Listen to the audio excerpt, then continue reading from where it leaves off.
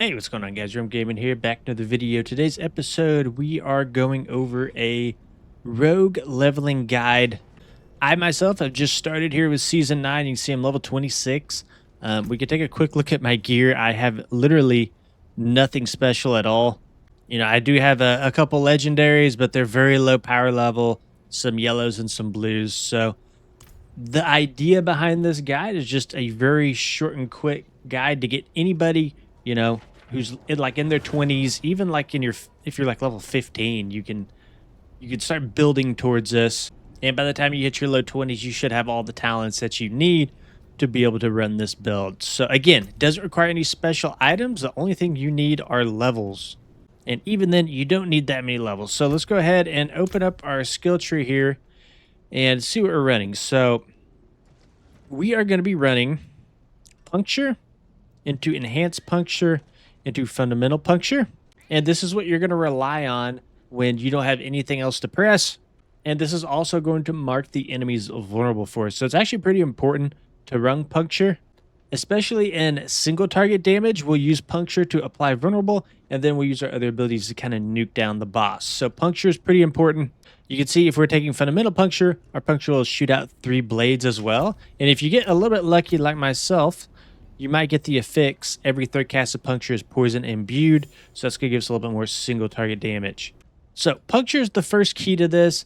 Afterwards, you can kind of see I have 1 point in each one of these nodes here: siphoning, sturdy, stutter step. So we're actually going to max out all these, and you'll kind of see it as I go through the tree. There's a whole bunch of nodes I just have 1 point in. So if you're in your mid-20s, just go through and put a point in everything, and that way it'll remind you when you come back to max that out. So in this sort of second node area, we're just putting a point into stutter step, a point into sturdy, and a point into siphoning strikes. So mainly just like utility, some flat damage reduction there. Now where the build really starts to come online is when you get access to Dance of Knives here. So this is an agility, cutthroat, imbuable, and channeled. So channeled to launch knives to surrounding enemies, consuming 1 charge per second. And you also gain 20% move speed and 10% dodge chance while channeling this. Now you see we're running the 2 modifiers here. So each Dance of Knives will slow enemies and has a 35% chance to pierce through them. And then every 34 meters you travel while channeling, Dance of Knives grants 4 charges. So that's really nice because the more you move while channeling this, you're going to reset the charges on this. So we see it has 6 charges here. And as you channel the spell, those charges go down and they will replenish very, very quickly if you are taking Disciplined Dance of Knives. Apologies, if you're taking Enhanced Dance of Knives right here. So we'll take a look at that here in just a minute, kind of how we'll do like a gameplay test to kind of show you like the clear speed and everything. So you want to max this out as much as you possibly can because it's going to be your main damaging ability. You see we're putting a point into weapon mastery, a point into unstable elixirs, and then 1 point into trick attacks. So these 3 are all going to beef up our damage. We want to max those out very quickly. A point into dash, and then we're going to put a point into enhanced dash and a point into methodical dash. So that's going to give us some more critical strike, and then methodical dash can give us an additional charge. We'll be taking concealment. So concealment is going to be very important because it's going to grant us unstoppable. So if you do get like frozen or whatever, you can pop concealment and you can essentially go stealth, become unstoppable, and free yourself up from that hindering effect. We'll be taking enhanced concealment for that additional energy, and then subverting concealment for a little bit additional damage after using the ability. We'll be taking Dark Shroud. Dark Shroud's pretty meta in most builds. Give us a flat damage reduction for each charge of the shadow that we have. We have an enhanced Dark Shroud, which is going to give us some movement speed, which is super nice to have. And then countering Dark Shroud, which is going to give us some critical strike chance. Moving down the list, we're going to be taking Shadow Imbuement. So Shadow Imbuement will be pretty nice because we can actually imbue our Dance of Knives here. So that's going to turn our Dance of Knives essentially into like a nuke. So not necessarily as great for bosses as something like the Poison Imbuement, but much better for our general clear. We'll be taking Enhanced Shadow Imbuement. Gives us a little bit more burst with critical strike, and then blended Shadow Imbuement here for that vulnerable. 1 point into Shadow Crash here, and then 1 point into a Deadeye. Going down to the bottom node down here, we're going to be putting points into Second Wind and points into Haste. So Second Wind is going to give us a barrier after we spend some of our energy, and then Haste is going to be good for just moving around for leveling. as we have maximum energy, we're getting more movement speed. And if we get below max energy, we're getting increased attack speed. That increased movement speed functions really well with Dance of Knives because, again, the further we travel, the more charges of Dance of Knives that we get. So very important there. And then close quarters combat is what we're going to be taking as our key passive. So damaging close enemy with marksman or cutthroat skills. It grants 50% attack speed bonus for 8 seconds. So while both attack speed bonus are active, we will deal increased damage up to 50% damage of your damage versus close bonus up to 90%. So if we go back to the top, Dance of Knives is going to count as our cutthroat, and our puncture is going to count as our marksman. So we will get both bonuses for this key passive here.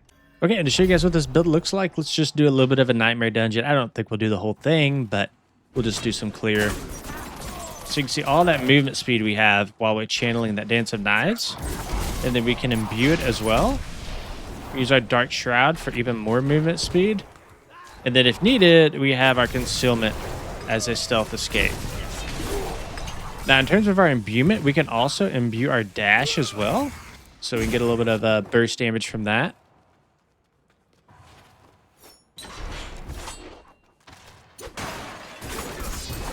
One thing that's really nice about this build too is just how quick it is.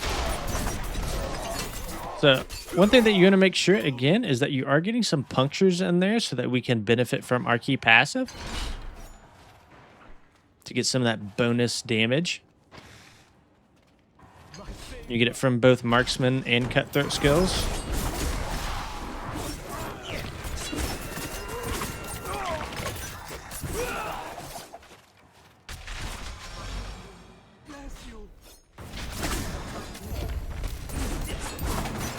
I need to do that Hordic Gateway anyways for the seasonal quest line.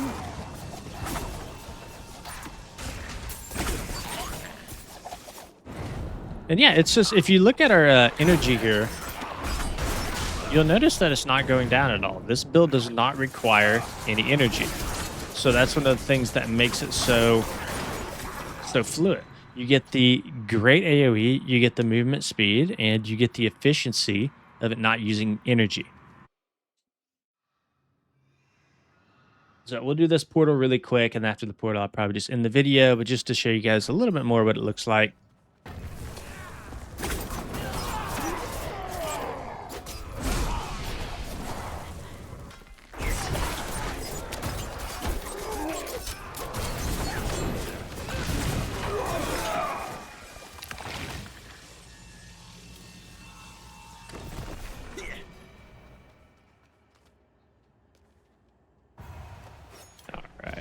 Move through here.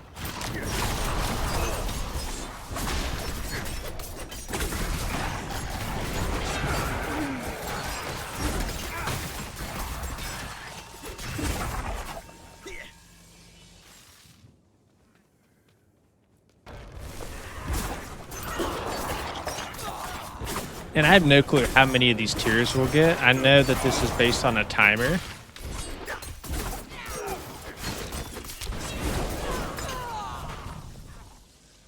But, you know, to me, this build's just been really good. I mean, I tried the penetrating shot leveling build and did not feel good. I tried a twisting blades build. It didn't feel good. I think that this build is kind of the move for Season 9. Everything I've read on has talked about how it's S tier.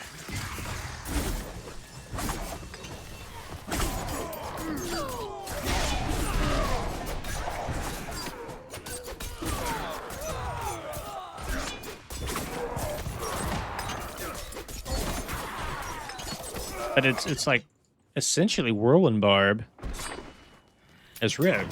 You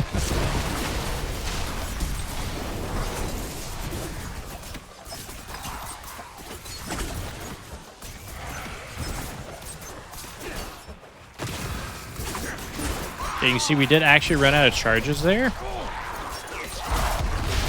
But you can see that they do refill very quickly, especially as you move more.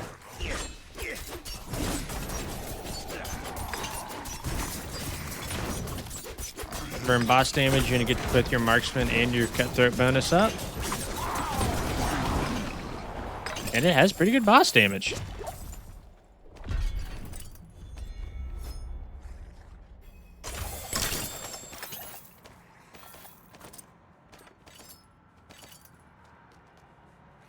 All right.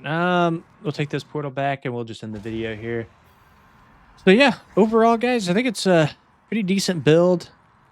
Again, I don't know if I'll take this all the way to level 60, but right now I have huge energy problems until I start getting some uniques to deal with that. This is going to be the build that I run for the foreseeable future. So just wanted to share it with you guys, see what you guys thought about it, and hopefully it helps somebody out early in Season 9. Thank you guys for watching. See you in the next one.